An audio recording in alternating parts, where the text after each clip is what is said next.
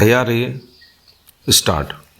संसद एक भवन भर नहीं है, वह परंपराओं, मूल्यों, नियमों का प्रतिष्ठान भी है, हमारे लोकतंत्र का आधार है। स्टॉप। 2014 से लेकर अब तक 6 ऐसे अवसर आए हैं जब संसद में वो घटनाएं हुई जो इससे पहले कभी नहीं हुई थीं। जब लोकसभा या राज्यसभा में कोई विधेयक प्रस्तुत किया जाता है तो हर सदस्य को डिवीजन द्वारा मतदान का अधिकार होता है। अगर एक भी सांसद कहता है डिवीजन, तो पीठासीन अधिकारी का दायित्व है कि इस पर मतदान करवाए। यह ध्वनि मत से भिन्न होता है और इसके लिए इलेक्ट्रॉनिक रीति या पर्चियों का उपयोग किया जा सकता है। स्टॉप। 2020 में 3 कृषि कानूनों को पारित करते समय राज्यसभा में ध्वनि मत कराया गया था। अनेक सदस्यों ने अपने अधिकार का इस्तेमाल करते हुए डिवीजन की मांग की, जिसे नहीं कराया गया।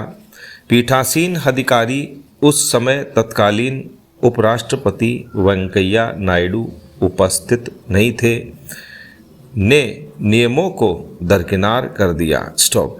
यह इकलौती घटना नहीं। स्टॉप। संसद सदस्यों को नियमित ही वोट बाय डिवीजन के अधिकार से वंचित किया जा रहा है। 27 जुलाई 2021 को माकपा के एलाराम करीम, 28 जुलाई 2021 को द्रमुक के तिरुचि शिवा और 3 अगस्त 2021 को अनेक सदस्यों ने डिवीजन की मांग की थी, जिसे अनसुना कर दिया गया। स्टॉप। 2016 में एक सज्जन को राज्यसभा सदस्य मनोनीत किया गया। वे उन 12 सदस्यों में से थे जिन्हें राष्ट्रपति द्वारा नामित किया जाता है। अपने 6 वर्षीय कार्यकाल के 5वें वर्ष में उन्हें 2021 के पश्चिम बंगाल चुनावों के लिए भाजपा उम्मीदवार घोषित कर दिया गया। उन्होंने राज्यसभा सदस्यता छोड़ दी, पर चुनाव हारने के बाद 3 महीने के भीतर ही उन्हें पुनः राज्यसभा में मनोनीत कर दिया गया। यह पहली बार था जब किसी व्यक्ति का एक ही कार्यकाल में 2 बार मनोनयन किया गया हो और उन्होंने इस बीच चुनाव भी लड़ लिया हो। स्टॉप।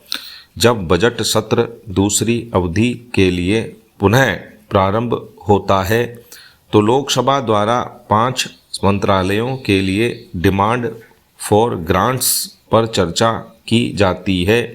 इन 5 के लिए बजट पर विस्तार से चर्चा की जाती है, जबकि शेष मंत्रालयों पर एक साथ मतदान किया जाता है। लेकिन इस साल बिना किसी चर्चा के इन 5 मंत्रालयों का बजट पारित कर दिया गया। यह 2004-05 और 2013-14 में भी हुआ था, पर अंतर यह है कि 2004-05 में सरकार के विरुद्ध कोई अविश्वास प्रस्ताव नहीं पारित किया गया था। वही 2013-14 में बजट को बहस के बिना ही पारित कराने का निर्णय लोकसभा की बिजनेस एडवाइजरी कमेटी ने विधानसभा चुनावों के मद्देनज़र लिया था। स्टॉप। इस बार ऐसा जिस कारण से किया गया वह अभूतपूर्व है। राज्यसभा में विपक्ष नहीं, सत्ता पक्ष की ओर से नारेबाजी की जा रही थी, जिससे पूरा बजट सत्र बेकार चला गया। अंबेडकर ने सभापति के त्यागपत्र को राष्ट्रपति को सौंपे जाने के प्रस्ताव का विरोध करते हुए उपसभापति की भूमिका को रेखांकित किया था। यह उपसभापति की जिम्मेदारी थी कि स्पीकर के पद को कार्यपालिका से स्वतंत्र बनाए रखे। संविधान का अनुच्छेद 93 कहता है कि सरकार के गठन के उपरांत लोकसभा को तुरंत एक स्पीकर और एक डिप्टी स्पीकर का चुनाव कर लेना चाहिए, लेकिन इस बार 4 साल हो गए हैं और अभी तक कोई डिप्टी स्पीकर नियुक्त नहीं किया गया है।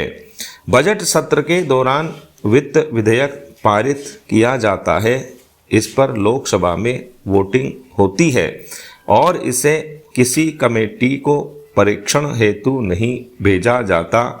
राज्यसभा इस पर वोटिंग या संशोधन नहीं कर सकती, लेकिन सरकार वित्त विधेयक में गैर वित्तीय मामलों का भी समावेश कर रही है।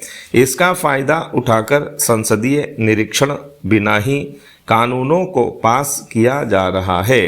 2016 के वित्त विधेयक में reserve bank of India act 1934 में संशोधन का प्रावधान था। 2017 के वित्त विधेयक में मौजूदा ट्रिब्यूनलों में संरचनागत बदलाव संबंधी प्रावधान थे और उसके ज़रिए अनेक कानूनों में वैसे संशोधन किए गए जिससे इलेक्टोरल बॉन्ड स्कीम लागू हो सकी। 2018 के वित्त विधेयक में तो आधे ऐसे प्रावधान थे जिनका कराधान से कोई संबंध नहीं था। 2017 में रेल बजट का आम बजट में विलय कर दिया गया। पृथक रेल बजट अतीत की बात हो चुकी है, लेकिन आश्चर्य क्या, नए संसद भवन के साथ अब सेंट्रल हॉल को भी तो म्यूजियम में ही बदला जा रहा है। स्टॉप।